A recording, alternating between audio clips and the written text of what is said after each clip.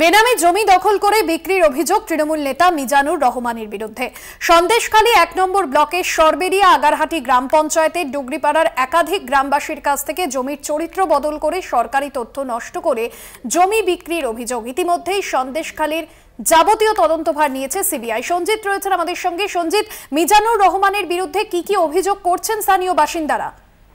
দেখো, ইতিমধ্যে মিজানুর রহমানের বিরুদ্ধে যে অভিযোগ হচ্ছিল যে ২১ সালে অর্থাৎ ২০২১-এর নির্বাচনের পর শেখ শাহজাহানের ঘনিষ্ঠ এই মিজানুর রহমান এই ডুগরিপাড়ায় বিভিন্ন জায়গায় ফজর আলী মোল্লা, কাবিল মোল্লা এদের কাছ থেকে জমি জোর করে মানে ভয় দেখিয়ে, পাশাপাশি তাদের জমির চরিত্র বদল করে একাধিক সরকারি তথ্য নষ্ট করে সেই জমি কিন্তু তাদের হাতিয়ে নেয় এবং হাতিয়ে নিয়ে কিন্তু লক্ষ লক্ষ টাকায় সেগুলোকে বেনামে বিক্রি করেছে। এই অভিযোগের ভিত্তি ইতিমধ্যে এই যারা অভিযোগকারী তারা এর মধ্যে সিবিআই যে পোর্টাল আছে অভিযোগ করেছিল, সিবিআই তদন্তকারীরা এই গ্রামবাসীদের সঙ্গে কথা বলেন এই যে তাদের যে জমি দীর্ঘদিন ধরে তারা চাষবাস করে জীবিকা নির্বাহ করতেন সেই জমি হাতিয়ে নিয়েছে এই শাহজাহান ঘনিষ্ঠ মিজানুর রহমান।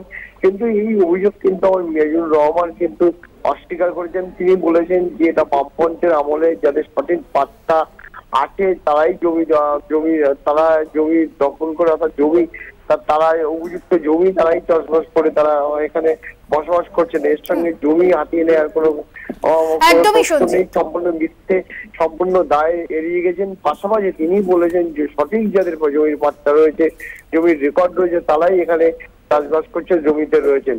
কিন্তু পাশাপাশি এলাকার বাসিন্দারা কিন্তু এই মিজানুর রহমানের বিরুদ্ধে কিন্তু অভিযোগ তুলেছেন। অভিযোগ তুলে সিবিআই অর্থাৎ কেন্দ্রীয় তদন্তকারী সংস্থার দ্বারস্থ হয়েছেন। একদমই ধন্যবাদ জানাবো। সঞ্জিত চক্রবর্তী প্রতিনিধি ছিলেন ফোন লাইনে। মিজানুর রহমান যার বিরুদ্ধে একাধিক অভিযোগ সামনে এসেছে, কি বলছেন তিনি শোনাবো। আমি তো কোনো জায়গায় জবরদখল করিনি, গ্রামবাসীরা কারা করছে ঠিক যে বলতে পারছি না। বলি গ্রামে ওরা তো জমি যারা বসে আছে ওদের তো রেকর্ড পাট্টা আছে, সেসব তো এদিনে দেখিয়েছিলাম ওদেরকে। আচ্ছা, ওরা পাট্টা পেয়েছিল, তারপর রেকর্ডও ছিল ওদের, ৩০-৪০ বছর ওরা দখল ছিল। আচ্ছা, এখন এই ১৭ না ১৮ সালে এসে মনে হয় রেকর্ডটা কেটে আবার রায়ত করেছে। আচ্ছা, কিন্তু এর পাট্টা রেকর্ডটা তো বিএলআর অফিস থেকে দিয়েছে। আচ্ছা, এর আগে বামফ্রন্টের সময় পাট্টা তো তখন তো ওরাই ছিল, আমাদের তো শেষ সময় তো আমরা ছিলাম। আচ্ছা, অনেক আগের থেকে সব। তারপরে দেওয়ানি কোর্টে, বৈশাখ কোর্টে মামলা চলছে তো।